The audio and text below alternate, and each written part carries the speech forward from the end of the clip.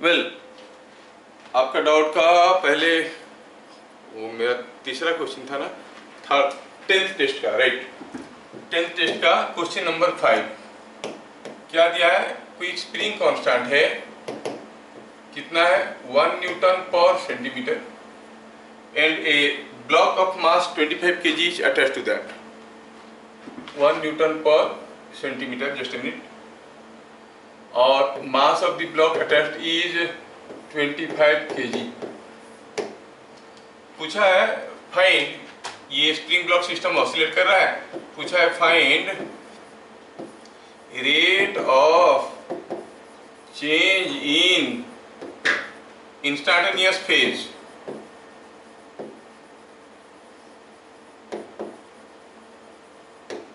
है ना, एक मिनट थोड़ा।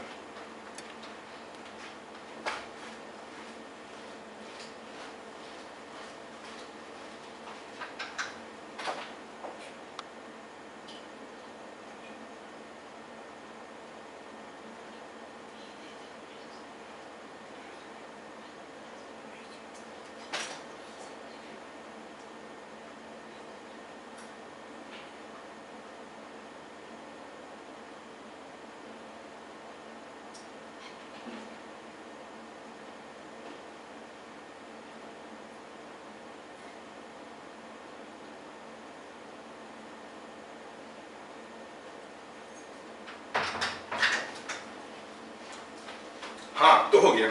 There was a small intervention. पहले हम जानते हैं कि कोई पार्टिकल का एसएचएम में है तो उसका डिस्प्लेसमेंट टाइम रिलेशनशिप होता है A sine omega t plus phi zero, ऐसे होता है। इसमें इंस्टेंटेनियस फेज क्या होता है? इंस्टेंटेनियस, क्या आपको मालूम है इंस्टेंटेनियस फेज किसको कहते हैं? फाई। क्या है ये? Omega t plus phi zero, है कि नहीं? Rate of change in instantaneous phi zero, और ये जो फाई जीरो क्या है? ये इनिशियल फेज है। Rate of change in instantaneous phase क्या होता है भाई?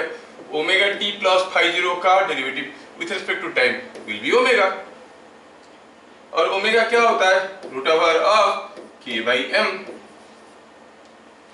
के कितना दिया गया है? 1 न्यूटन पर सेंटीमीटर, मतलब 100 न्यूटन पर मीटर। सर ऐसे क्यों किए? अरे सारे एमकेएस में लाएंगे तभी ना आंसर एमकेएस में आएगा, है ना।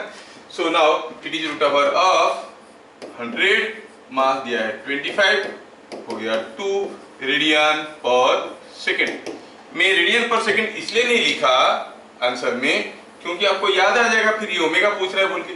मैं लिखा इन एमकेएस यूनिट सिस्टम, मतलब रेडियन पर सेकेंड में। क्या मेरी बात समझ में आया? ठीक है सर। अगला क्वेश्चन, अगला डाउट नंबर 11 में क्या दिया भैया बताओ? Pendulum of mass 4 kg is oscillating with an angular amplitude of 30 degree. Tension in the thread at the extreme position is. ये पेंडुलम ऑफ मास कितना दिया है? 4 kg। 4 kg का मास है और ये ऑसिलेट कर रहा है with an angular amplitude of 30 degree. ऐसे ऑसिलेट कर रहा है। पूछा जब वो एक्सट्रीम पोजीशन में है थ्रेड में टेंशन क्या है? सर उसका जो एंगुलर एम्पलीट्यूड है, मतलब ये हाफ को 30 लेंगे कि पूरा जितना घूम रहा है? नो, एंगुलर एम्पलीट्यूड होता क्या है भाई? Displacement from mean position. तो मीन पोजीशन हो गया तो इक्विलिब्रियम पोजीशन, ये 30 डिग्री है। यहाँ पर उसका वेट आ रहा है mg। हाँ सर अभी तो हो जाएगा। हाँ तब तो सिंपल है। अब देखो कि ये जो आपका टेंशन है, this thread can not, this Bob can not move in this direction, net force in this direction is 0। अगर ये 30 है तो ये भी 30 है, और आप कहोगे T is equal to mg cos 30, क्योंकि it can not move in this direction, net force in this direction is 0 but it can move like this. तो ये डायरेक्शन में सिग्मा Fy 0 हो जाएगा। तो हम कहेंगे sigma Fy is equal to 0 means T is equal to mg cos 30, m is 4 kg। You can do next question number 13, which of the following is different from the others? Which of the following is different from others? क्या दिया है? Coefficient of restitution, coefficient of friction, coefficient of viscosity and none. Coefficient of friction and तीसरा हुआ coefficient of viscosity. हाँ, इनमें से कौन बाकी से अलग है ना, यही तो पूछा गया है। अब सोचो कि ये जो चीजें हैं, coefficient of restitution, it is relative velocity of separation by relative velocity of approach, मतलब ये कोई यूनिट नहीं रखता है, it is unitless. Coefficient of friction, ये भी यूनिटलेस, लेकिन इसका तो यूनिट है कि नहीं, it is a dimensional physical quantity having dimension, they are having no unit, no dimension, तो ये इनसे अलग हो गया। Coefficient of viscosity is different from other two. हाँ, नेक्स्ट डाउट।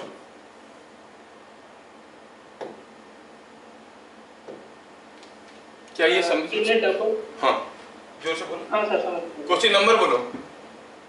17। हाँ, बोलो।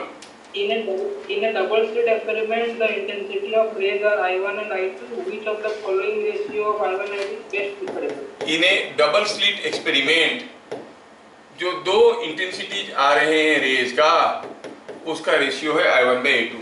और क्या क्या चॉइस में दिया है, इनमें से कौन सा रेशियो बेस्ट प्रिफरेबल है, क्या क्या दिया है वैल्यूज? 1:10, 1:10, हाँ 1:3, हाँ 1:5, 1:5 and 1:1। तो इनमें से कौन सा रेशियो हम पसंद करेंगे डबल स्लिट एक्सपेरिमेंट में? देखो, डबल स्लिट एक्सपेरिमेंट में हम करते क्या है, what is the objective of the experiment? To find out the fringe width. Fringe width क्या होता है? एक ब्राइट स्पॉट दूसरे ब्राइट स्पॉट के बीच में, कॉन्जिक्यूटिव ब्राइट स्पॉट के बीच में डिस्टेंस, या फिर एक डार्क स्पॉट और एक दूसरा डार्क स्पॉट के बीच में, कॉन्जिक्यूटिव डार्क स्पॉट के बीच में डिस्टेंस को हम फ्रिंज विड्थ कहते हैं। लेकिन सोचो, जब डार्क स्पॉट एब्सोल्युटली डार्क होगा और ब्राइट स्पॉट एब्सोल्युटली ब्राइट होगा, तो डार्क स्पॉट क्लियरली आप देख पाओगे। सपोज हम जानते हैं कि जो रिजल्टेंट इंटेंसिटी होता है, it is given bye I1 plus I2 plus 2√of I1 I2 cos phi, where it is the phi is the phase difference। और जो मैक्सिमम इंटेंसिटी होता है, it is given bye √of I1 plus √of I2 का square. जो minimum intensity होता है वो √of I1 difference √of I2 का स्क्वायर होता है। अगर डार्क स्पॉट एब्सोल्युटली डार्क कब होगा? जब मिनिमम इंटेंसिटी विल बी 0। तो क्या होगा कि जो ग्राफ मिलेगा आपको, उसमें बहुत हाई कंट्रास्ट मिलेगा। कंट्रास्ट मिलेगा मतलब जो डार्क होगा बहुत ज्यादा डार्क होगा, जो ब्राइट होगा बहुत ज्यादा ब्राइट होगा। लेकिन सोचो, अगर हम 1:10 लेंगे तो ऊपर वाला क्या हो जाएगा? 1:9 ले लो, कैलकुलेशन के लिए आसान होगा। 1:9 ले लेंगे तो 1 प्लस ये हो गया आपका 3, 4 का स्क्वायर, और ये 3 - 1 2 का स्क्वायर, मतलब एक हुआ 16, दूसरा हुआ 4। जो ब्राइट स्पॉट होगा वो होगा 16i, और जो डार्क स्पॉट होगा वो होगा 4i। ठीक है, डार्क स्पॉट का भी इंटेंसिटी रहेगा 4i। तो दोनों आसपास रहेंगे तो डिस्टिंग्विश करना कहाँ ब्राइट स्पॉट खत्म हुआ, कहाँ डार्क स्पॉट स्टार्ट हुआ, पता नहीं चलेगा। इसलिए हमें क्या चाहिए? जो डार्क स्पॉट है एब्सोल्युटली डार्क बन जाए, तो ये डार्क जो दिख रहा है, ब्लैक दिख रहा है, यहाँ पे कोई लाइट नहीं है, तो उसको पहचानना आसान हो जाता है। उसके लिए क्या चाहिए? This quantity must be 0, that means I1 must be equal to I2, that means the preferable ratio should be I1:1। अगर 1:1 होगा फॉर हाई कंट्रास्ट, मतलब जो डार्क स्पॉट होगा पूरा का पूरा डार्क हो जाएगा, तो पहचानने में आसान होगा। अगर हम कहेंगे कि दोनों का इंटेंसिटी बराबर है, तो variation of intensity will be something like this. Dark spot का इंटेंसिटी पूरा 0 है, देखो। लेकिन अगर ये कब होगा? जब I1 is equal to I2। जब I1 is not equal to I2, तब क्या होगा? You will see here will be like this. The resultant intensity at the dark spot is not 0। तो दोनों पता करना मुश्किल हो जाएगा कि कहां पर ये ब्राइट स्पॉट खत्म होता है, कहां पर डार्क स्पॉट स्टार्ट होता है। ये कब होता है? When I1 is not equal to I2। तो ऐसा वाला होने से हाँ डार्क स्पॉट ये है, पता चल जाएगा देख के। तो इसलिए हम लोग क्या लेते हैं? The ratio must be 1:1। ठीक है, next. Sir, raindrop falling from a large height variation of potential energy and kinetic energy with respect A raindrop falls from a large height. ये काफी ज्यादा हाइट से गिर रहा है और हमें प्लॉट करना है variation of kinetic energy with potential energy. तो यहाँ पर दिया है ये काइनेटिक एनर्जी और इधर दिया है पोटेंशियल एनर्जी, हमें प्लॉट करना है how will be the variation of kinetic energy and potential energy. बस ये क्वेश्चन में लार्ज हाइट को माइनस कर दो, फॉर्म ए स्मॉल हाइट, तो क्या होता if it is form a small height तो आप कहोगे potential energy plus kinetic energy is a constant.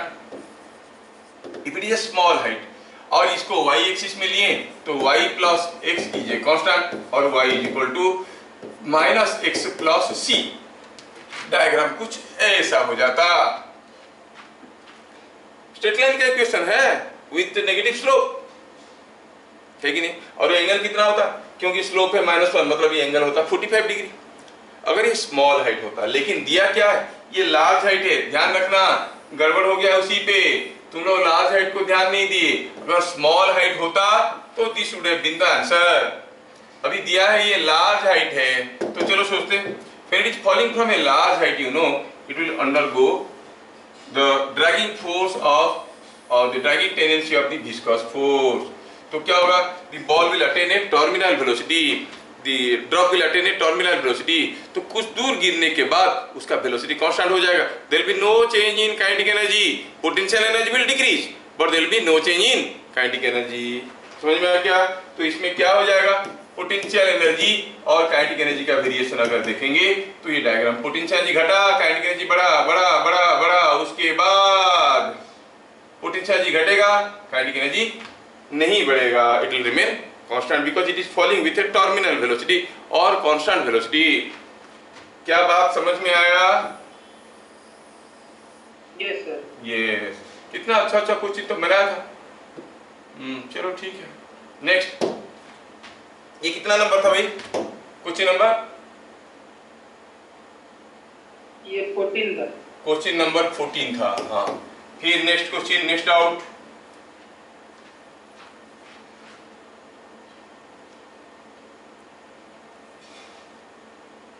A convex lens has focal length 20 cm. Which of the following cannot be the distance between the object and A its convex lens has got focal length 20 centimeter. Which of the following cannot be the distance between a object and the real image? क्या दिया है option में? ए क्या है? 130 centimetre. 130 centimetre. B 90 centimetre. हाँ। C 75 centimetre. और d 100 centimetre. 100 centimetre. दिया है कि कन्वेक्स लेंस है जिसका फोकल लेंथ 20 सेंटीमीटर है, ऑब्जेक्ट और रियल इमेज के बीच में डिस्टेंस इनमें से क्या नहीं हो सकता। आओ, बड़ा खतरनाक है। हमें मालूम है शायद the minimum distance between object and real image कितना होता है, ये तो याद होगा। 4f होता है, याद है क्या? ये सर अभी तो याद आ रहा है, क्यों अफसर? हाँ, तो 4f मतलब कितना होना चाहिए? 80। मिनिमम डिस्टेंस 80 सेंटीमीटर है, तो क्या ये हो सकता है? No, minimum the distance between them can not be 75 centimetre. क्या बात समझ में आया? कितना सिंपल क्वेश्चन दिया हूं, देखो। 75 सेंटीमीटर नहीं हो सकता। ये कितना नंबर था क्वेश्चन का? 18। हाँ, next. A ball was projected 30 degree above the horizontal from the top of the roof. A ball was projected at 30 degree above the horizontal with what speed? 30 meter per second। Height of the roof दिया है क्या? 20 metre. 20 metre पूछा है। क्या ये ball कब जमीन पे गिरेगा? ऐसे। Yes sir. नाउ कितना टाइम लगेगा ए से बी जाने के लिए? कितना टाइम लगेगा ए से बी जाने के लिए?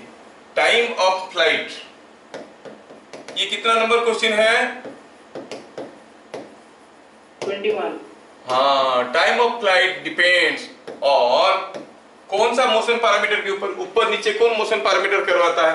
एक्स डायरेक्शन मोशन पैरामीटर और y direction motion parameter. Y direction motion parameter हाँ depends on vertical motion parameters. चलो ठीक है, तो चलो देखते हैं ए टू बी मोशन में what is u i? It is 30 sin 30 and that is coming out to be 15। What is a y? वो तो नीचे की तरफ है। What is s y? ओ यहां से यहां तक आया तो डिस्प्लेसमेंट तो हुआ ये, लेकिन उसका एस वाई क्या है? नीचे की तरफ है 20 मीटर, सो -20 मीटर। क्या आप इस डाटा से डी नहीं निकाल सकते? S is equal to u t plus half at square. Is not it? Yes sir. Sir मैं उसको पहले प्रोजेक्टाइल से किया, फिर बाद में 2h/g करके रूट ओवर 2h/g किया, तो उसमें answer root over of 2h/g के रूट ओवर ऑफ 2h/g कैसे होगा भाई? अगर इसको ड्रॉप किया गया होता या हॉरिजॉन्टली थ्रो किया गया होता रूट ओवर ऑफ 2h/g होता। ये तो ऊपर फेंका गया है। अगर इनिशियल वर्टिकल वेलोसिटी 0 होता तो आंसर होता root over of 2h/g। Otherwise कैसे रूट ओवर ऑफ 2h/g कर सकते हो? You can not do so. गड़बड़ हुआ ना? समझ में आ गया अभी? डॉक्टर लोगों को गड़बड़ करना एकदम अलाउड नहीं है। सॉरी बोलोगे, देखो हम सॉरी बोलते हैं तो कोई माफ कर देता है। डॉक्टर जब ऑपरेशन थिएटर से बाहर निकलेगा और सॉरी बोल देगा किसी को, उसका तो हार्ट अटैक कर जाएगा। सॉरी, बाहर आया, बोल दिया सॉरी, खत्म, तब तक तो कहानी खत्म। तुम लोगों को सॉरी और अलाउड नहीं है। क्लियर? आगे कुछ और next question. In the figure shown, each of the figure shown. Question number बताओ, क्वेश्चन नंबर बताओ। 22। हाँ, क्या दिया क्वेश्चन 22 में? In the figure shown, each the ratio of current y by x. वो infinite ladder वाला। हाँ, ये वाला क्वेश्चन था, ऐसा वाला क्वेश्चन था।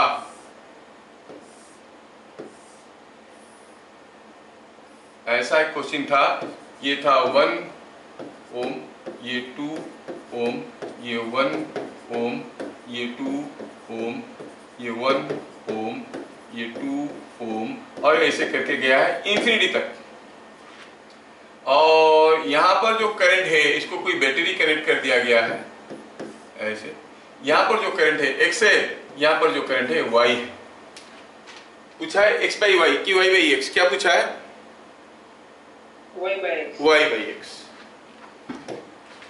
Find y by x। अच्छा, क्या आप लोगों को ऐसा कोई सर्किट का इक्विवेलेंट रेजिस्टेंस निकालना आता है? हाँ या ना? देखो ये कोई सर्किट हुआ, छोटा सा कर रहा हूं, 1 2, each series element is 1, each shunt element is 2, ऐसा करके गया है, ये इंफिनिट तक गया है। चलो ये हो गया 1 1 1 1 2 2 2। चलो ये दोनों टर्मिनल को ए और बी नाम देते हैं। I hope you should remember this. अच्छा, ये पॉइंट का नाम देते हैं सी, ये पॉइंट का नाम देते हैं डी। सपोज ये जो सर्किट है इंफिनिटी तक गया है, 1 1 1 1। मान लो कि इसका इंटरनल रेजिस्टेंस है, इसका रेजिस्टेंस है x across a b. Okay, how many loops are there? Infinite number of loops. अगर इसमें से मैं एक लूप काट के निकाल देता हूं, ये वाला लूप काट के निकाल देता हूं, तो क्या दिखेगा?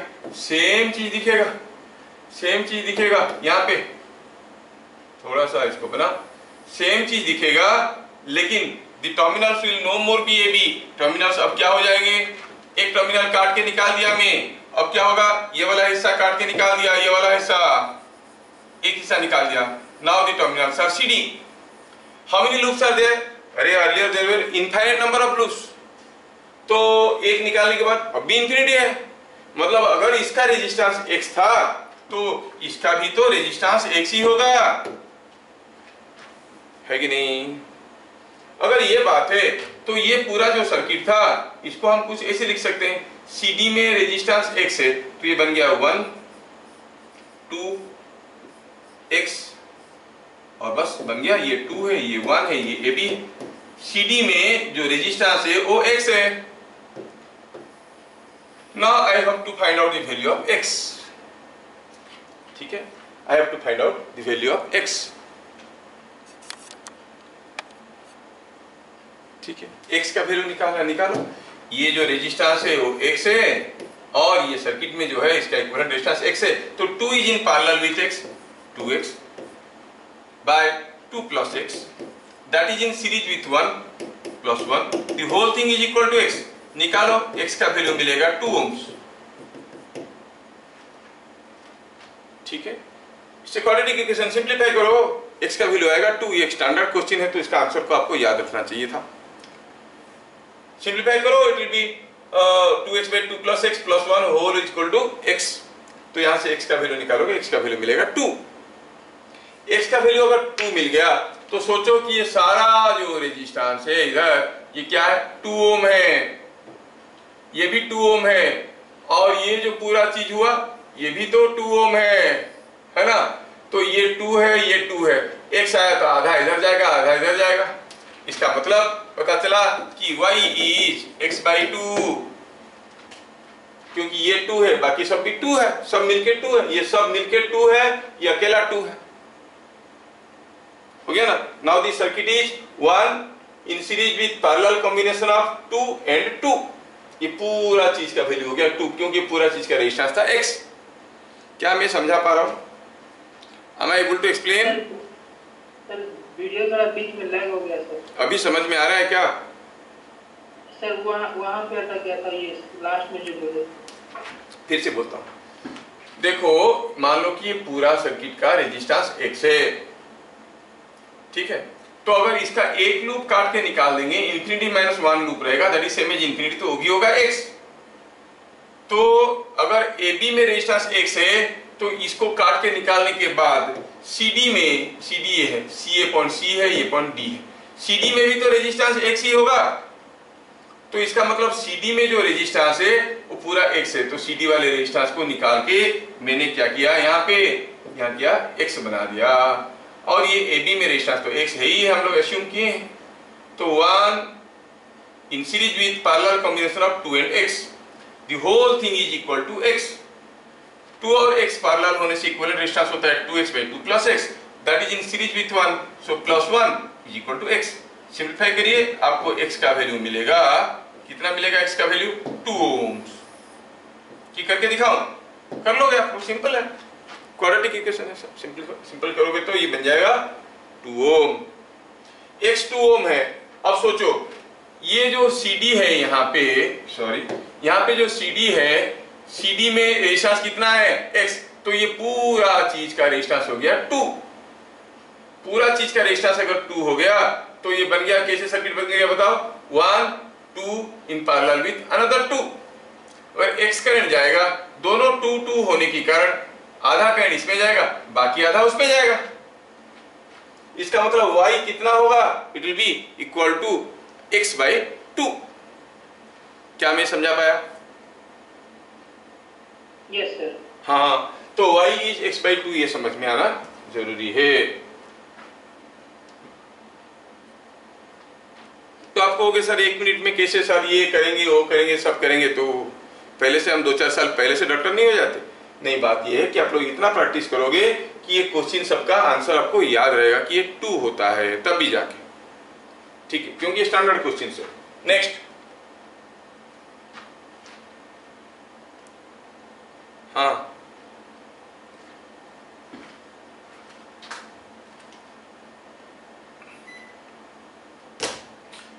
Any other doubt? ये वाले टेस्ट में इतना था, ये था, और किसी को पूछना है अफसर? अच्छा बताओ, अभी जितने सारा मैं डाउट बताया इनमें से कौन सा क्वेश्चन में क्लास में नहीं करवाया? सारा का सारा, बस तुम लोग ध्यान नहीं दिए हो हर चीज पे। वैष्णवी को कुछ पूछना है?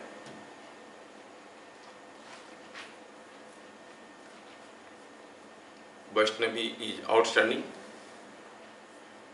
May be standing outside. Are you? हाँ, you are there, okay. Standing outside लगा मुझे। You. कोई डाउट है? Yes, sir. बोलो। A uniform bar of length L is hinged to roof at one end. The bar was released from horizontal position. एक uniform बार है और इसको यहाँ से हिंज कर दिया गया है। बार को हॉरिजॉन्टल पोजीशन में लेके हम छोड़ दिए तो ऑब्वियसली गिरेगा। तो बोला कि जब तक ये नीचे पहुंचेगा 3 एंड का वेलोसिटी क्या होगा? बार का लेंथ L है। बार का लेंथ L है, मास दिया नहीं है, यू एस्यूम कर लो। पूछा है जब ये गिरेगा ऐसे स्विंग करके आएगा। ये बार ऐसे था, देखो बार ऐसे था, इस पोजीशन से छोड़े तो ऐसे हो गया। जब नीचे आके पहुंचा 3 एंड का वेलोसिटी क्या होगा, ऐसे पूछा है, क्या होगा? अच्छा पहले बताओ कि मैं अगर कंजर्वेशन ऑफ एनर्जी लगाना चाहता हूं तो ये बार नीचे आया तो इसका पोटेंशियल एनर्जी घट गया, जो घट गया वो काइनेटिक एनर्जी में कन्वर्ट हो गया। तो चलो लिखते हैं, पूछा है वेलोसिटी ऑफ 3 एंड। ये कितना नंबर क्वेश्चन है? 23। Find velocity of 3 and when bar becomes vertical. जब तक बार वर्टिकल होगा 3 एंड का वेलोसिटी क्या होगा? ठीक है, तो सॉल्यूशन ऐसा है। हम जानते हैं कि जो लॉस इन पोटेंशियल एनर्जी होगा that will be gain in kinetic energy. Loss in potential energy कितना होगा? कोई मास m, लेंथ L बार है, इस पोजीशन से इस पोजीशन में लॉस इन पोटेंशियल एनर्जी कितना होता है? mgh। m तो m हम अज्यूम कर लें, g तो g सबको मालूम है, h क्या है? Distance moved by the centre of gravity. जहां पे ग्रेविटेशनल फोर्स आ रहा है, ग्रेविटेशनल फोर्स वेट पर ये पॉइंट में आ रहा है, तो ये कितना नीचे आया भैया? It has come down by L/2। तो लॉस इन पोटेंशियल एनर्जी हुआ mg L/2। Gain in kinetic energy क्या होगा? पहले सोचो कि जब ये ऐसे गिरेगा ये किस किस्म का मोशन कर रहा है? लीनियर मोशन, रोटेशनल मोशन और trans rotational motion. Rotational motion कर रहा है। रोटेशनल मोशन में काइनेटिक एनर्जी का फॉर्मूला क्या है? Half I omega square. एक हाफ दूसरे हाफ को खा गया, मिला mgl। और I का वैल्यू क्या है? About one and, it is ml square by 3 into omega square. तो जब तक वो यहाँ पे पहुंचेगा उसका एंगुलर वेलोसिटी ओमेगा क्या बन जाएगा भाई? ये m तो गया, it is 3g by l का रूट ओवर। पूछा है velocity of lower end. The lower end is moving in a circle of radius l, तो it is omega into l। इसके साथ l मल्टीप्लाई करो, root over of 3g by l into l is root over of 3gl। This will be the velocity of the 3 end. Any other doubt?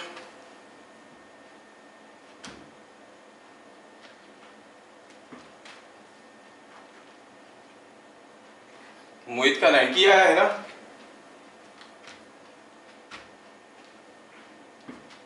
मोहित कितना आया? Yes sir. हाँ, तो बताओ कौन सा डाउट है तुम्हारा? का नहीं सर, इसका सॉल्यूशन नहीं। अच्छा, स्वागत का कुछ पूछना है?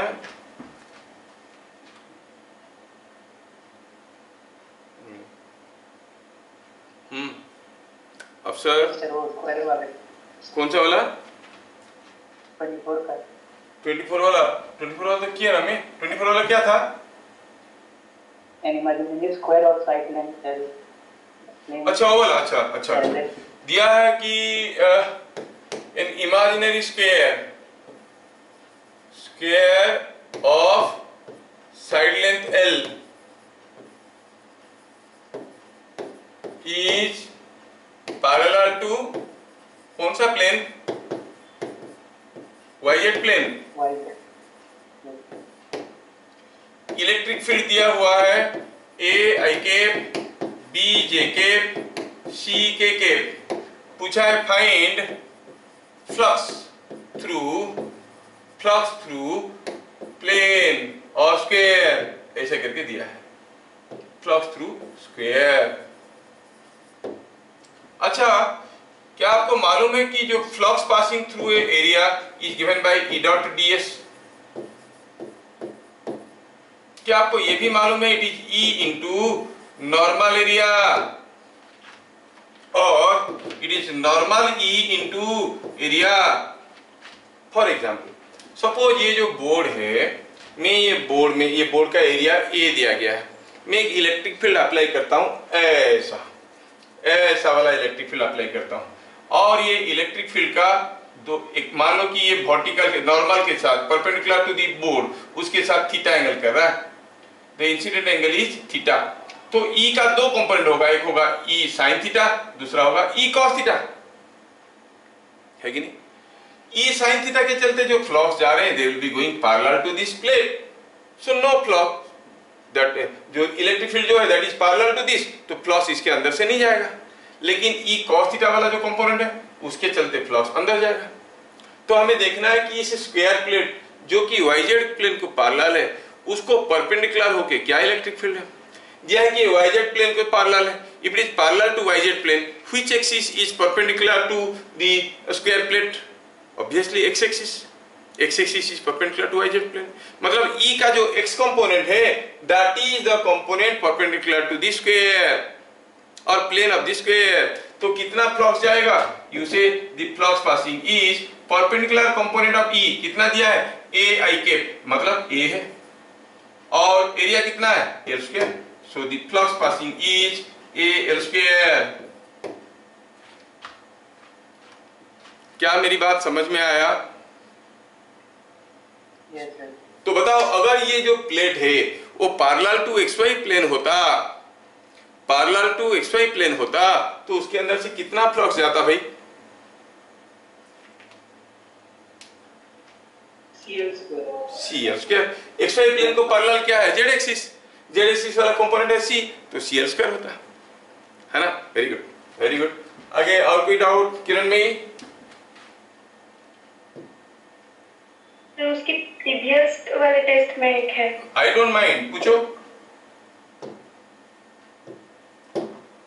Sir, a river is 96 meter wide and velocity of flow is 6 meter per second. A river is just a minute, इतना स्पीड में पढ़ोगे तो हम रिवर के साथ बह जाएंगे।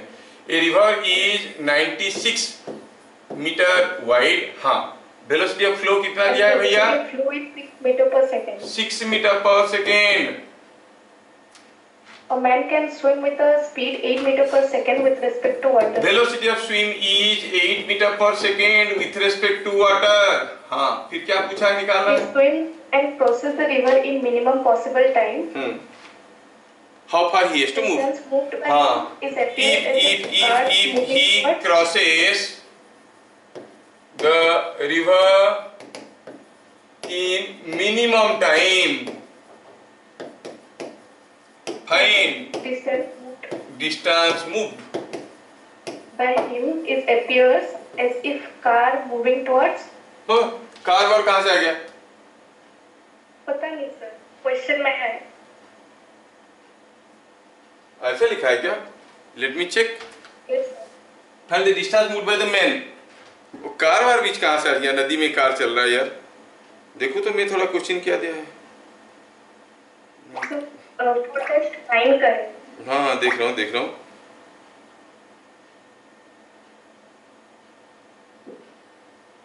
Late me check the question. इससे पहले वाला क्वेश्चन का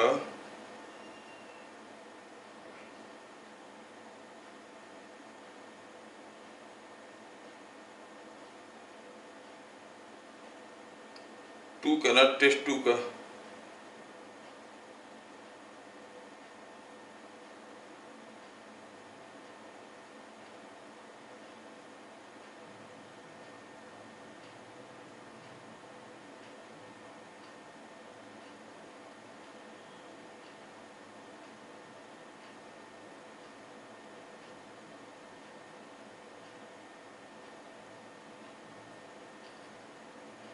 क्यों मेरे पास वो क्वेश्चन क्यों नहीं है? थोड़ा शेयर करो क्वेश्चन। सर मैं व्हाट्सएप में भेज देते हैं। थोड़ा शेयर करो। Yes sir.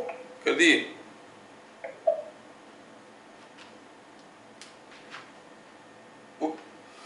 उसमें पूछा गया था कि दिस इज 96 मीटर वाइड, ये आदमी 8 मीटर पर सेकेंड में स्विम कर सकता है with respect to water, velocity of flow is 6 metre per second, if he crosses the river in minimum time find the distance moved by him, ये पूछा गया था। बाकी कहीं से अगर जंप करके वो प्रिंटिंग वीटिंग हो गया तो साइड में खत्म। यहां तक क्वेश्चन है कि नहीं? फिर उसके बाद कार वर छोड़ो, सब कुछ नहीं। अब बताओ, अगर वो आदमी को ये रिवर को मिनिमम टाइम में क्रॉस करना है तो उसे कैसे स्विम करना चाहिए, किस डायरेक्शन में? इस डायरेक्शन में स्विम करना चाहिए, यस। तो he has to swim in this direction. तो उसका जो वेलोसिटी होगा, जो वेलोसिटी का अगर मैं इसको y एक्सिस कहता हूं, इसको x एक्सिस कहता हूं, तो ये दोनों ऐसे स्विम करने के कारण इधर कहीं पहुंचेगा, ठीक है, ये होगा displacement. But vy is 8, v का y कंपोनेंट, क्योंकि वेलोसिटी कुछ ऐसे होगा। sy इज 96, तो क्या टाइम लगेगा? 12 seconds, this is the minimum time. तो इतना समय में वो कितना दूर जाएगा? अरे कितना दूर जाएगा उसके स्पीड के ऊपर डिपेंड करता है। स्पीड क्या है? इधर को 6, इधर को 8, 6 का स्क्वायर 8 का स्क्वायर, होल नंबर इज 10। तो 12 सेकंड में कितना दूर जाएगा? Distance moved is 10 into 12 is 120 metre. क्या मैं समझा पाया?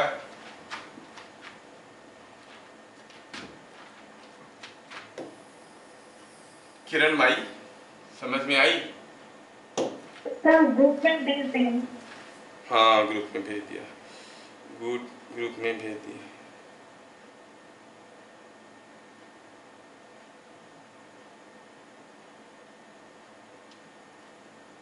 अरे डिस्टेंस भाई, हिम के बाद फुल स्टॉप, बाकी की चीज रह गया है कैसे? समझ में आया? Distance by him as if car is moving, वो कहाँ से कार हो रहा है? वो कुछ को रह गया, थोड़ा सा प्रिंटिंग मिस्टेक है, लेकिन डिस्टेंस मूव्ड बाय हिम। अभी क्वेश्चन समझ में आ गया ना? Yes sir. हाँ तब तो ठीक है। नेक्स्ट, ये कितना नंबर क्वेश्चन था? 20 था। और किसी को कोई डाउट? यस सर, ये जस्टिस है ना, बोलो। The sound source emitting sound or wavelength 1 meter of reflected at point P and Q. As shown in the figure, all sides of. तुम पढ़ रहे हो कि सुना रहे हो?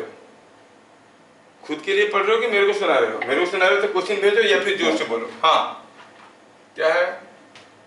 वो बहुत लंबा है सर, बहुत डायग्राम इतना लंबा है, वो तो मेजर ऑपरेशन है, छोड़ो उसको। हाँ फिर आओ।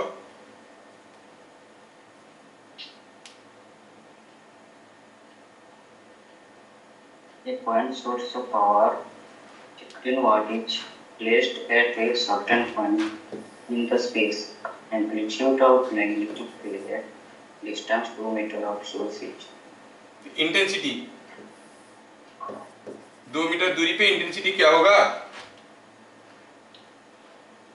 Amplitude of magnetic field is. थोड़ा क्लियर करो ना यार, मेरे को नहीं आ रहा समझ में। Photo diagram. Point source of एक पॉइंट सोर्स है W वाट का, नहीं? और चलो W है, W में आंसर निकालते हैं। और x डिस्टेंस में इंटेंसिटी का मैग्नीट्यूड पूछा है। Magnetic field amplitude sir. ओ इतना वाट का दिया है, यहाँ पर मैग्नेटिक फील्ड पूछा है। Very good. Yes sir. इतना वाट का सोर्स है, यहाँ पर मैग्नेटिक फील्ड पूछा है। पहले बताओ क्या आपको इंटेंसिटी निकालना आता है? How you define intensity?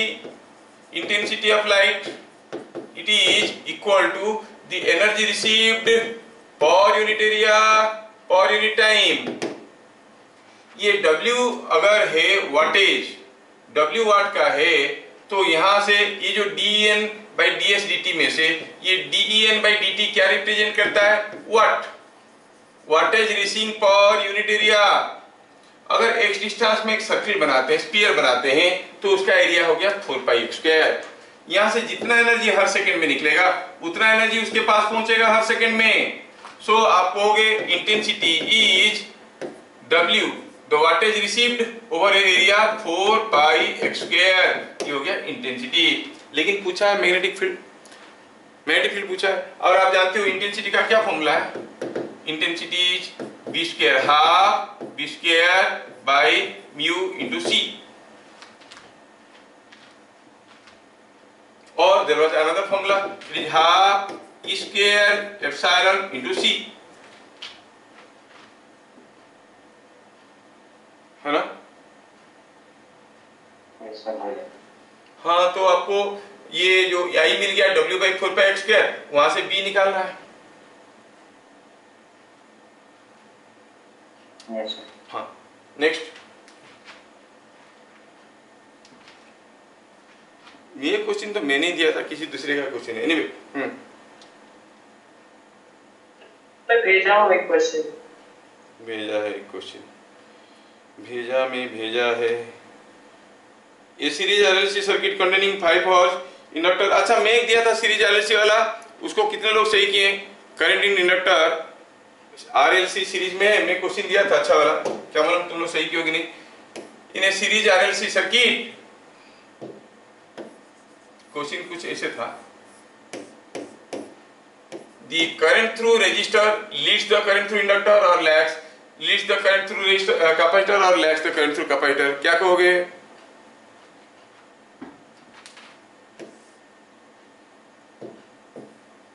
The current through resistor leads the current through the inductor or lags the current through inductor, leads the current through capacitor or lags the current through capacitor।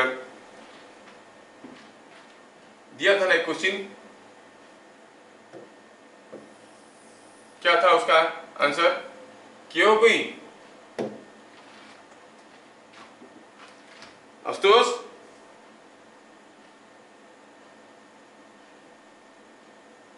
नहीं sir, वो नहीं किया उसमें, बाकी 10 तो कर दिया था। इसमें भाई, इसमें जो करंट जा रहा है सीरीज में है, तो तीनों में बराबर करंट नहीं जा रहा है क्या? सेम करंट तो है, लीड करेगा क्या, लैग करेगा क्या? It is in phase. ये करंट तीनों तो बराबर करंट है। अगर ये है Im sin omega t plus 5, तो ये भी है Im sin omega t plus 5, तो ये भी है Im sin omega t plus 5। They are all in same phase because it is the same current. समझ में आया? यस। अभी आपने एक क्वेश्चन भेजा है, to find out the half power frequencies, angular frequency of the source at which the power transfer to the circuit is half of the power at the resonant frequency angular frequency are likely to be. देखो ये जो 80 microfarad, ये काफी लंबा question है, NEET में आया था, कोई जबरदस्ती छाप दिया है। पहले आपको इसमें रेजोनेंट फ्रीक्वेंसी निकालना है। रेजोनेंट फ्रीक्वेंसी निकल गया तो इट इज 1/√ऑफ LC, ये निकल गया तो फिर आपको ये हो गया आपका current versus frequency diagram. This is the current at the resonant frequency, half power frequency बोला है कि at which the power transfer to the circuit is half of the power at angular frequency. इसको कहते हैं half of the power at angular frequency. यहाँ पर जो power है I²R होता है, तो पावर हाफ हो जाएगा कब? जब I हो जाएगा 1/√2। I वैल्यू 1/√2 हो जाएगा। 1/√2 is 0.707। That means when the current, यहाँ पर जो करंट है उसका 70.7% रहेगा, 0.707 होगा। तो करेस्पॉन्डिंग फ्रीक्वेंसी क्या है? गंदी क्वेश्चन है और आपकी बुक में भी नहीं मिलेगा। This frequencies are called cut off frequencies, और इन दोनों के बीच में जो गैप है उसको कहते हैं बैंडविड्थ। कहाँ है तुम्हारा बुक में सब कट ऑफ फ्रीक्वेंसी, बैंडविड्थ? ये जो फ्रीक्वेंसी, इनको half power frequency, cut off frequency, 3 decibel frequency कहते हैं। मतलब 3 डेसिबल मतलब यहाँ से ये जो 1/√2 हो गया, 1/√2 का निकालो अगर डेसिबल में तो इट बिकम्स 3। तो ये 3 डेसिबल फ्रीक्वेंसी, यहाँ से 3 डेसिबल कम है। यहाँ पे जितना होगा इंटेंसिटी ऑफ साउंड, ये उसका 3 डेसिबल कम होगा। तो ये जो दोनों फ्रीक्वेंसी है, इसको 3 decibel frequency, half power frequency, cut off frequency, ऐसे करके बहुत सारे नाम से पूछा कि बताओ ये दोनों फ्रीक्वेंसी क्या होगी। अब इसका फॉर्मूला भी है, RLC का वैल्यू दिया है। इतना बड़ा फॉर्मूला कौन याद रखो? मैं तो नहीं पढ़ा है तुम लोगों को, बुक में भी नहीं दिया है तुम्हारा। देखो तो कट ऑफ फ्रीक्वेंसी दिया है क्या? नहीं दिया है।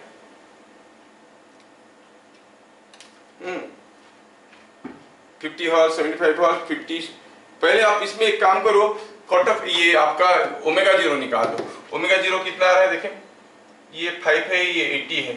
इट इज दिया है L इज 5 हेनरी और C is 80 microfarad. It is 1/5 × 80 microfarad का रूट ओवर कितना आ रहा है? 400, ये ऊपर गया 6, 10⁻6/400, तो का रूट ओवर हो गया 10⁻3 ये 400 का हो गया 20, तो 1000/20 इज अराउंड 50 हर्ट्ज। तो angular frequency I mean resonant frequency हो गया 50 रेडियन पर सेकेंड, 50 रेडियन पर सेकेंड। ठीक है, अब देखना है कि ये दोनों जो फ्रीक्वेंसी होते हैं कट ऑफ फ्रीक्वेंसी, वो यहां से बराबर डिस्टेंस पे होते हैं, तो ये दोनों को जोड़ के आधा करने से 50 होना चाहिए। 25 × 75/2 is coming 50, 50 + 25/2 is not coming 46 + 54, ये सही है, 42 + 58 ये सही है। तो देखो यहाँ पे तो 3 वैल्यू आ रहे हैं, तीनों को जोड़ने से यार 42 + 50, 46 + 54 इसके आसपास होते हैं ये दोनों। ये अगर 50 हुआ तो क्योंकि दूर जाने से एक और सिमेट्रिक नहीं है, तो पास वाले को लेके हो सकता है, मोस्ट लाइकली पूछा है, निकालने के लिए नहीं बोला है। क्या बोला है? The angular frequency of the source at which power transferred to the circuit is half of the power of the resonant angular frequency are likely to be, मतलब निकालो मत, दिमाग लगाओ और बताओ। ये दोनों इसके आसपास होते हैं, 30 + 30/2 must be equal to 30, तो देखो तो आसपास होने वाले कौन है? 46 and 54, क्योंकि ये से 4 कम है, ये 4 ज्यादा है। हाँ, तो आसपास है, तो प्रोबेबल आंसर हो गया 46 + 54, 46 and 54। मेरी बात समझ में आया? Yes sir. हाँ, दिमाग लगाना, निकालना नहीं है, लेकिन ये कुछ नहीं आएगा। ये नीट 21 में तुम लिखे हो, आ गया होगा तो आ गया होगा, किसी का माथा फिर जाता है, दुनिया में कितने किस्म के लोग हैं। Next, any other doubt? Sir मैंने भेजा है। तुमने भेजा डाउट? इतने सारे जान खा जाओगे क्या हमारा? चलो ठीक है, मोहित ने भेजा। A sound source emitting sound of wavelength 1 metre are located at points P and Q. All sides of the polygon are equal and of length 1 meter. Intensity of sound at M due to both the individual sources is I0. What will be the intensity of sound at point M when both the sources are on? Individual source के लिए I0 है, दो source के लिए क्या होगा? देखो यहाँ पे ये एक हेक्सागन दिया गया है, आपको अननेसेसरली कंफ्यूज किया गया है, डोंट वरी।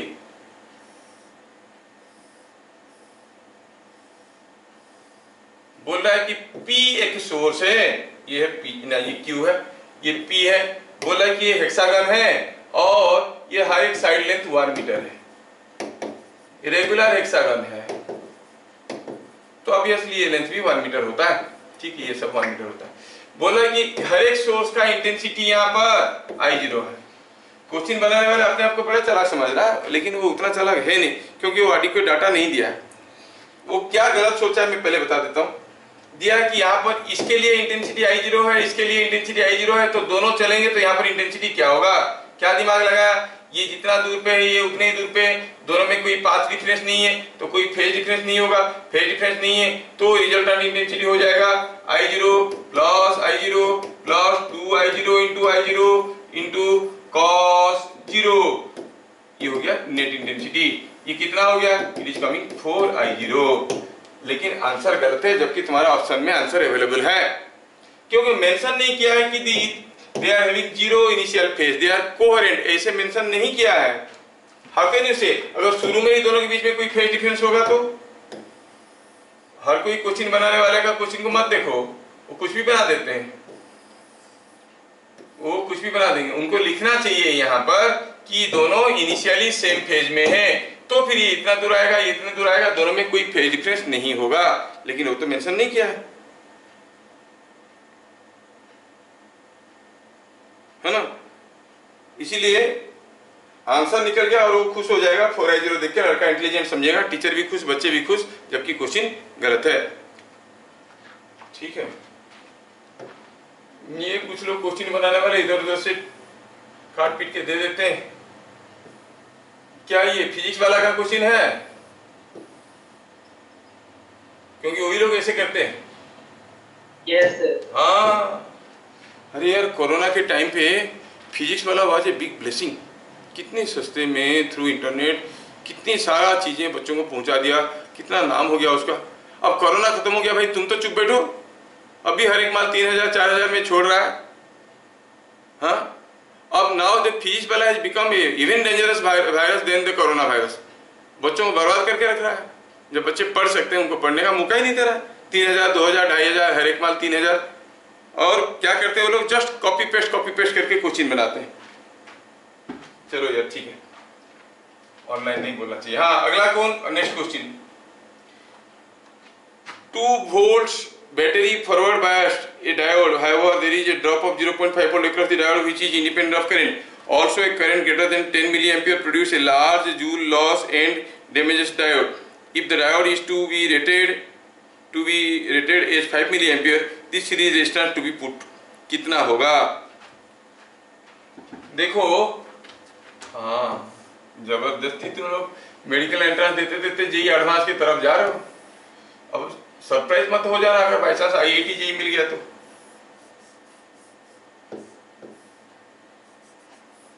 दिया है ये एक डायोड है, इसका कट ऑफ वोल्टेज है। अब जानते हो कि कट ऑफ वोल्टेज क्या होता है, ऐसा होता है ना, जो कट ऑफ वोल्टेज होता है VC। क्या दिया है, वो दे दीजिए constant voltage drop of 0.5 volt. इसमें 0.5 वोल्ट ड्रॉप हो जाता है। कौन सा वोल्टेज, ये कट ऑफ वोल्टेज है।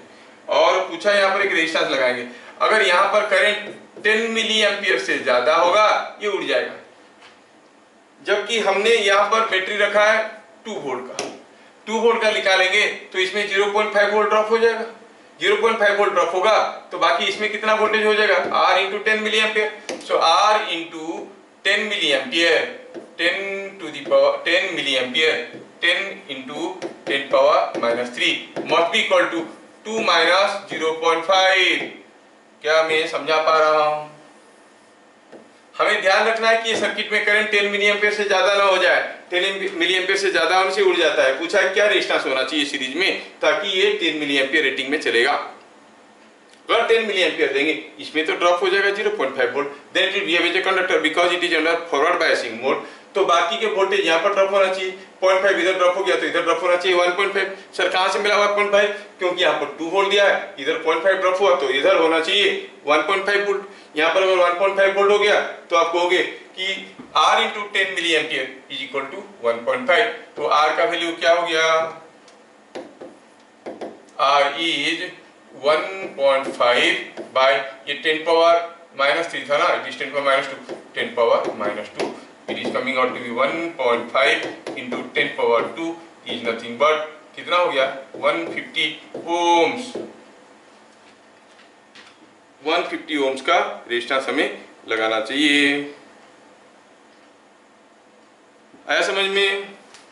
सर आंसर 300 मैं क्या करूं, दे दिया तो। मेरा कैलकुलेशन अगर गलत नहीं हुआ है तो देखो, मेरा कैलकुलेशन गलत तो नहीं हुआ। दिया है क्वेश्चन में 0.5 वोल्ट 10 मिली एम्पियर गया। सॉरी ये लिखा है 5 मिली एम्पियर में ऑपरेट करना है। सॉरी मैं गलती से 10 मिली एम्पियर लिखा हूं। मुझे क्या करना है 5 मिली एम्पियर में ऑपरेट करना है। क्वेश्चन में देखो क्या लिखा है, the diode is to be operated at 5 milliampere. 5 milliampere में अगर ऑपरेट करना है तो मुझे यहां पर लिखना चाहिए था 5 मिली एम्पियर। मैं गलती से 10 मिली एम्पियर लिख दिया हूं। 5 मिली एम्पियर में ऑपरेट करना है तो नीचे आ जाएगा 5 और ये 5 इंटू 10 पावर -3 जो कि बन गया कितना, it is coming out to be 300। So I have to connect a 300 ohm resistance. तो मुझे यहाँ पर करंट कितना रखना है, दिया है कि इसको ऑपरेट करना है 5 मिली एम्पियर में। फिर से समझा देता हूं, यहाँ पर एक डायोड लगा है जिसमें कट ऑफ वोल्टेज ड्रॉप होता है 0.5 वोल्ट। कुछ रेजिस्टेंस सीरीज में लगाना है ताकि ये 0.5 मिली एम्पियर का करंट को संभाल पाएगा। क्या रेजिस्टेंस लगाना है ये है क्वेश्चन। बाकी जो डाटा दिया अननेसेसरीली अनप्रोडक्टिव है। 2 वोल्ट में से 0.5 वोल्ट यहाँ पे ड्रॉप होगा तो यहाँ पर होना चाहिए 1.5 वोल्ट। तो 5 मिली एम्पियर करंट इसके अंदर से जाएगा तो इसमें 1.5 वोल्ट ड्रॉप होना चाहिए। 5 milliampere into R is equal to 1.5 volt और वहां से निकाल दिया R का वैल्यू 300 ओम। आगे नेक्स्ट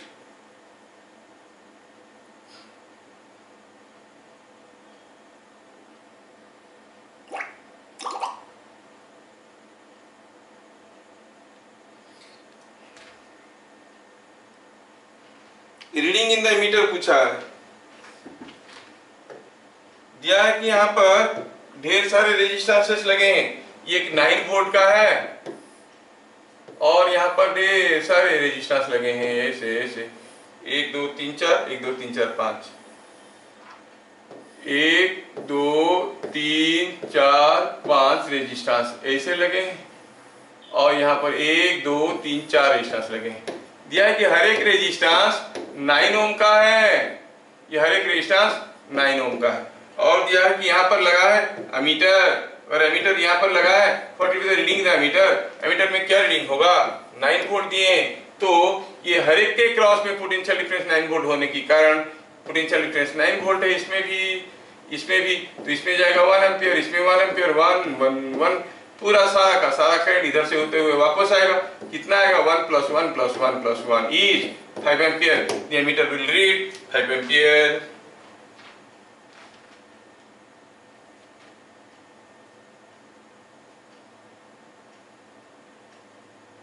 आप लोग जो क्वेश्चन दिए हो मुझे वो अप्रोप्रिएट नहीं लग रहा है। Now it is high time, you have exam next week. इस किस्म के लंबे लंबे क्वेश्चन मुझे नहीं लग रहा है कि आपको करना चाहिए, because you are all lacking with fundamental questions. अभी एसएचएम वाले क्वेश्चन दिए, अच्छा क्वेश्चन है but not, it is not your cup of tea. 19 वाला जो डाउट पूछे हो वो भी तो हम क्लास में किए थे, how to connect a voltmeter and ammeter to find out the resistance. Express the which of the following setup can be used to verify Ohm's law। Ohm's law में आपको करंट पता करना है, रेजिस्टेंस पता करना है।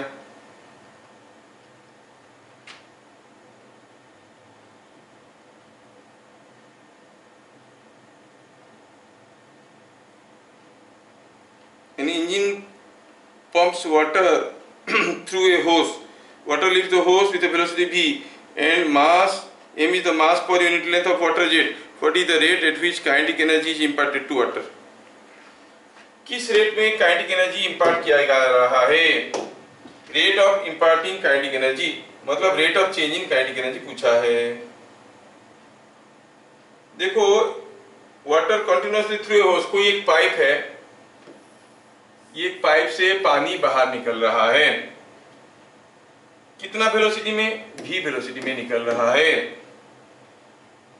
m मास और unit length का मास m होता है, जो जेट निकल रहा है उसका 1 यूनिट लेंथ का मास है m।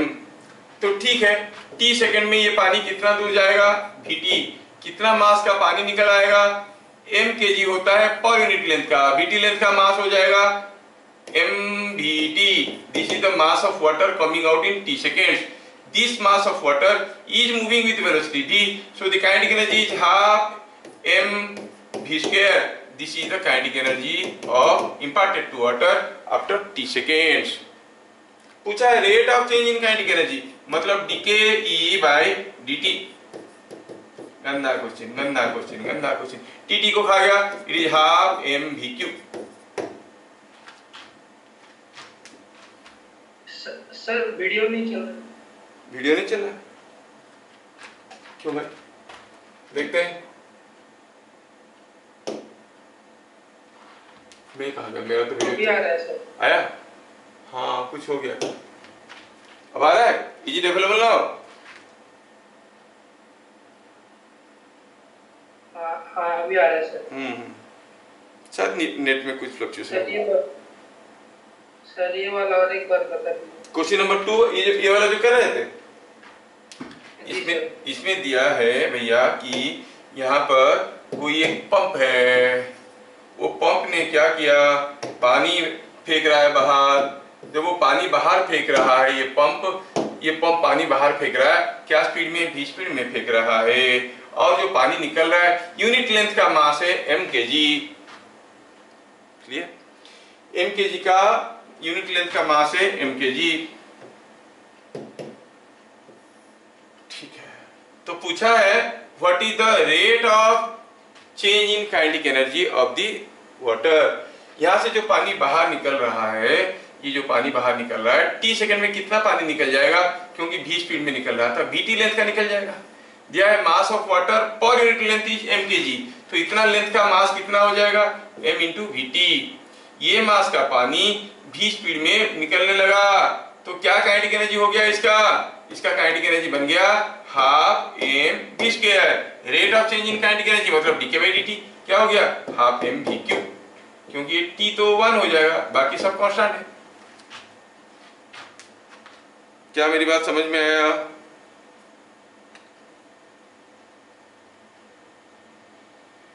सर वीडियो रुक जा रहा है सर, खाली बार बार बीच में। ये समझ में आया क्या पहले बताओ? हाँ सर वीडियो आसुली এটা নেট প্রবলেম হচ্ছে। नेट प्रॉब्लम है। तो गलती क्या है वीडियो सर्विस की? ये वाला समझ में आ गया? हाँ सर। अभी दिखाई दे रहा है वीडियो ना? हाँ सर अभी आ रहा है।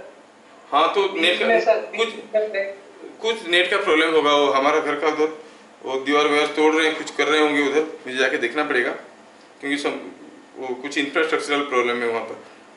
हाँ तो काम चला रहा। और एक ही क्वेश्चन रहा, engine pumps water through a होस pipe, water passes through a pipe lifted with a speed 2 meter per second, the mass per unit length of water pipe is this, what is the power of the engine? Power of the engine कैसे निकालेंगे भाई? Power of the engine sir ये वाला sir अभी वाला जो question, ये वाला क्वेश्चन और प्रीवियस वाला क्वेश्चन आप जो सॉल्व किए, दोनों में सर डिफरेंस क्या है? कुछ नहीं है। पावर ऑफ द इंजन मतलब rate of change in kinetic energy. तो सर एक्चुअली ये जो दोनों क्वेश्चन है तो दोनों मतलब इसमें हाफ एमवी क्यूब फार्मूला इसमें आ गया ऊपर वाले में। तो मैं क्या किया, नेक्स्ट वाला क्वेश्चन में direct half MV cube put किया तो उसमें नहीं आया, तो लेकिन उसमें सॉल्यूशन देखा तो उसमें डायरेक्ट हाफ एमवी स्क्वायर से किया है। हाफ एमवी स्क्वायर नहीं, हाफ एमवी क्यूब किया होगा, उसका सॉल्यूशन गलत दिया होगा, उसमें क्या है? दोनों क्वेश्चन में कोई डिफरेंस है ही नहीं।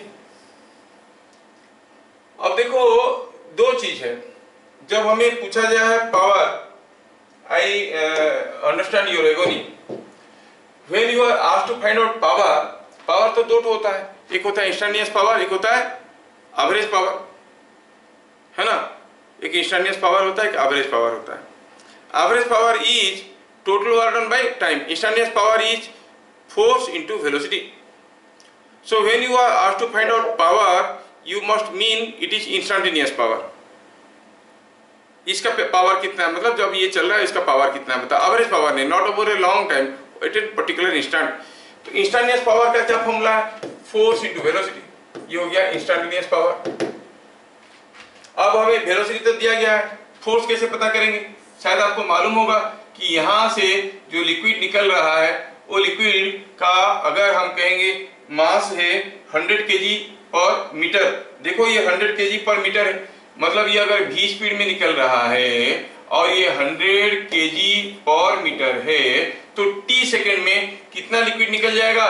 vt इंटू 100, v का वैल्यू भी तो दिया हुआ है, v दिया है 2 मीटर पर सेकंड, तो t सेकंड में कितना लिक्विड निकल जाएगा?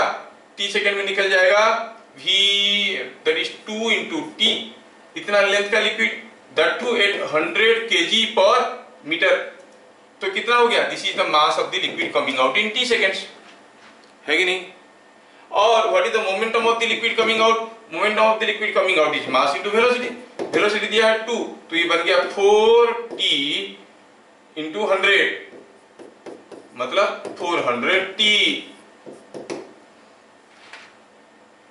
समझ में आया? सर मैं और एक बार मीटिंग में ज्वाइन कर रहा हूँ, मेरा थोड़ा प्रॉब्लम हो रहा है नेट। हाँ ठीक है, ये 400t हो गया, मैं रिकॉर्ड कर रहा हूँ सारा चीज, देख लो। ये 400t हो गया मोमेंटम। तो what is the force? Force is rate of change in momentum, तो it is coming out to be 400 newton. और वेलोसिटी क्या दिया है? 2 मीटर पर सेकेंड। तो पावर क्या हो गया? Fv which is 800 watt.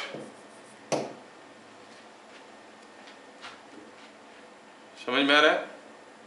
It is 800 watt.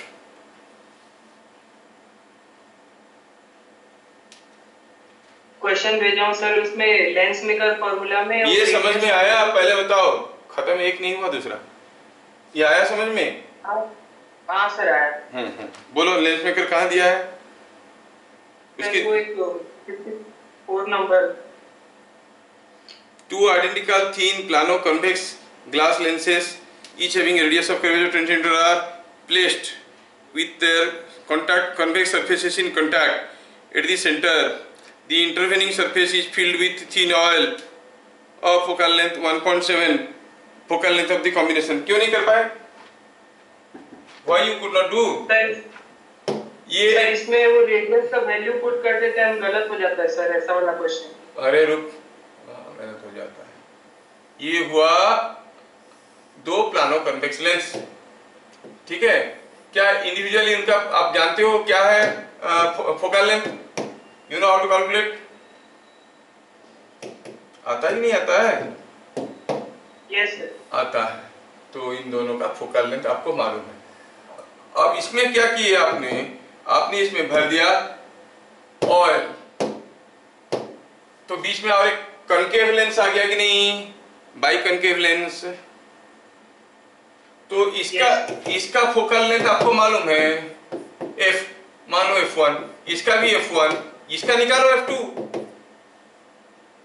Now 1/f1 plus 1/f2, f2 की जगह नेगेटिव आएगा, सो इसलिए I will write -f2 plus 1/f1 is equal to 1 by effective focal length.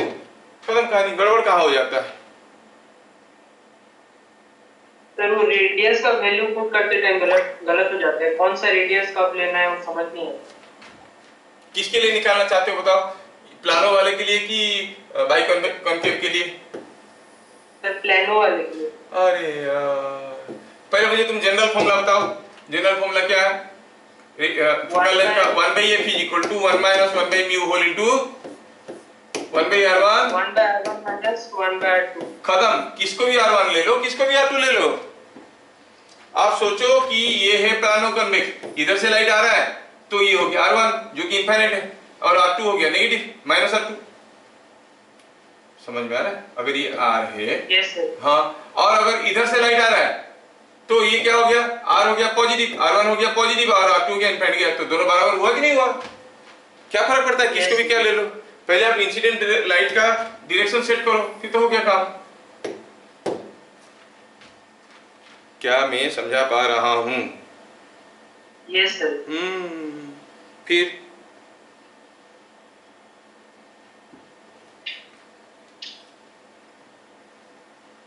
जाओ पढ़ो। ये लंबा लंबा क्वेश्चन मत करो, ये छोटा वाला ठीक है। ज्यादा लंबा लंबा मत करो। I can join again on Friday, I can join again on Saturday. चाहो तो मैं ज्वाइन कर सकता हूँ। तैयारी करो डाउट्स, ठीक है सर? हाँ। सर कोलिजन में जो एक टाइप का क्वेश्चन आता है, मतलब दो बॉल है, एक को रोल कर दिए, एक के साथ कोलाइड किया, कितना तो कोलिजन होगा, उस टाइप का क्वेश्चन सर कैसे करना है? क्या मैं इस किस्म की क्वेश्चन को क्लास में करवाया हूँ? हाँ, तो याद रखना पड़ेगा। मान लो कि M1 है, ये M2 है, ये M3 है और इसको फेंका गया। बताओ how many collisions will take place? तो कुछ फंडामेंटल चीजें आपको याद रखना चाहिए फॉर इलास्टिक हेड-ऑन कोलिजन। जब एक मास लाइक मास को धक्का देता है, द इंटरचेंज देयर वेलोसिटी, है कि नहीं? दूसरा है कोई बड़ा मास, कोई छोटा मास, अगर छोटा मास रेस्ट में, बड़ा मास आके यू स्पीड में उसको मारा, ये बड़ा मास है यू स्पीड में आके छोटे मास को मारा, छोटा पहले रेस्ट में था तो टकराव होने के बाद ये कितने में जाएगा? 2u। तीसरा होता है, हाँ, तीसरा होता है कि बड़ा मास का वेलोसिटी में कोई, मतलब अगर बहुत बड़ा है तो वेलोसिटी में कोई बदलाव नहीं आता है। बस ये 2-3 कॉन्सेप्ट को लेके करना है। जैसे अगर ये क्वेश्चन में दिया गया कि if M1 is much greater than M2 and that is equal to M3 and assume all collisions to be elastic head-on collision, how many collisions will take place when this is thrown? तो पहले ये जाके इसको मारेगा, ये U में गया, इसको मारा, ये काफी बड़ा है तो ये इसका स्पीड में जो बड़ा वाला है उसका स्पीड में तो कोई बदलाव आएगा नहीं, इसका स्पीड में कोई बदलाव आएगा नहीं, लेकिन इसका वेलोसिटी 2u बन जाएगा।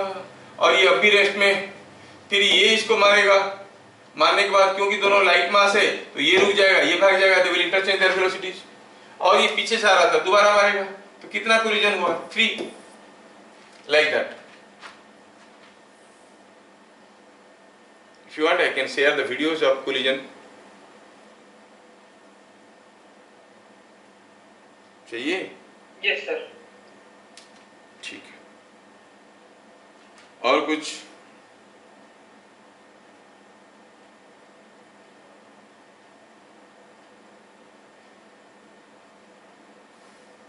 क्यों मेरा वीडियो आज, मेरा इंटरनेट थोड़ा अनस्टेबल हो गया था, मुझे मालूम नहीं है। Anyway, now you watch. ये जो वीडियो में बनाया, चाहो तो मैं आपको शेयर कर सकता हूँ, अपलोड कर देता हूँ, तुम लोग देखो। क्या ये समझ में आया कैसे 3 कोलिजन हुआ? जी सर। हाँ, बस ऐसे ही करना है, ठीक है। Some people are waiting for me, will meet again. फिर मिलते हैं अगले क्लास, तब तक के लिए जय Hind. Thank you sir. Welcome welcome. Thank you, sir.